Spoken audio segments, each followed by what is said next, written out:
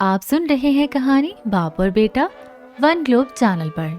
رواں سال کی بات ہے، کراچی سے تعلق رکھنے والا ایک خاندان ہنسی خوشی اپنی زندگی گزار رہا تھا۔ یہ کنبہ بہت چھوٹا تھا لیکن اپنی زندگی میں بہت خوش تھا کہ اچانک ایک دن باپ نے اپنے بیٹے سے کہا، اپنی بیوی کو طلاق دے دو۔ بیٹا بہت حیران ہوا کیونکہ میاں بیوی بچوں سمیت ہنسی خوشی زندگی گزار رہے تھے۔ بیوی میاں کی خدمت کرتی، ہر حالت میں صبر و شکر سے رہتی، مگر پھر بھی والد بضد تھے کہ بیوی کو طلاق دے دو، اور دلیل یہ دیتے تھے کہ حضرت ابراہیم علیہ السلام نے اپنے بیٹے کو طلاق دینے کا حکم دیا تھا تو ان کے بیٹے نے طلاق دے دی تھی۔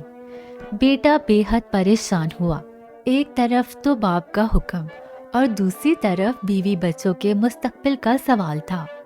اگر باپ کا حکم مانتا تو بیوی بچوں کا مستقبل تباہ ہو جائے گا، اگر حکم کے خلاف کرتا ہے تو اللہ ناراض ہوتا ہے۔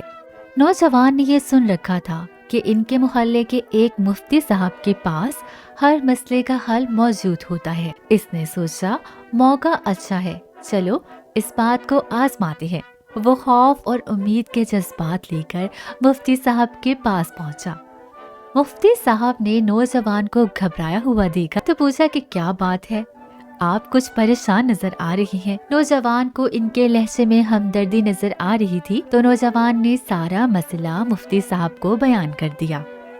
سارا مسئلہ سن کر مفتی صاحب بولے، کچھ اور کہنا چاہیں گے آپ؟ نوجوان بولا، ہاں، ایک اور بات یاد آئی، میری بیوی میرے باپ کے لیے حقہ نہیں تیار کرتی، اب آپ بتائیے میرے لیے کیا حکم ہے؟